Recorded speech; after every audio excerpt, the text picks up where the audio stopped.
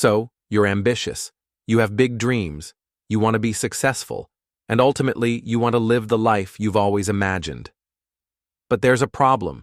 You're stuck in a cycle of laziness. You know exactly what you should be doing, yet you don't take action, leading to feelings of guilt. Deep down, you know you're capable of so much more. That guilt builds up over days, weeks, and months until it turns into acceptance.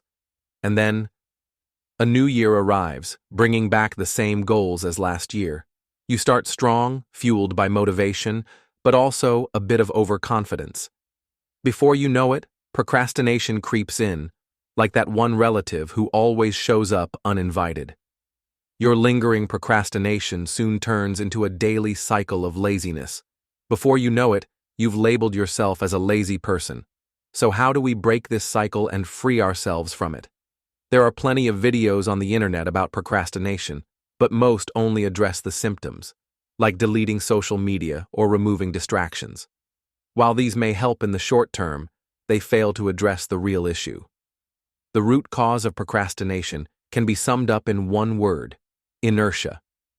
In physics, inertia is the tendency for objects at rest to stay at rest, and for objects in motion to stay in motion, unless acted upon by an external force. This also happens to be Newton's first law of motion, and it applies to tasks just as much as it does to objects. Getting started on any task, no matter how small, requires an initial push, some amount of energy to break free from rest, and this is precisely the issue.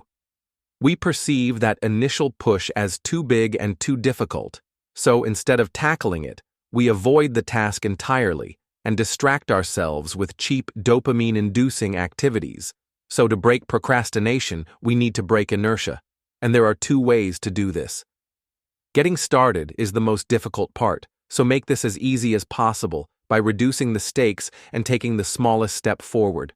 For example, if you tell yourself, "I need to sit down and complete my 5,000-word essay," the inertia is too strong as the stakes are so high.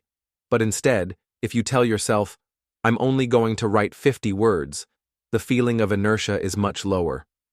As now, it's pretty easy to get started without needing to rely on willpower or discipline. Another popular technique is the 2-minute rule.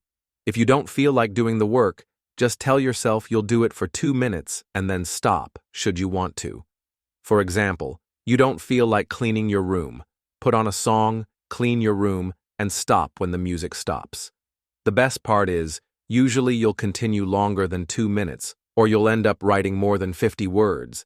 And this is because objects in motion stay in motion, meaning once we get started, we start gaining momentum, and this momentum keeps us going for longer. Initially, it's like pushing a ball uphill, but once we pass the point of inertia, it's downhill from there, and that's why it's important that the initial push is small and easy. In other words, reduce the stakes and start with just 2 minutes. You can apply these two methods to any area of your life to overcome procrastination, whether that's getting to the gym, working on your side hustle, maintaining your relationships, or pretty much anything you can think of. As Martin Luther King once said, "You don't have to see the whole staircase, just take the first step."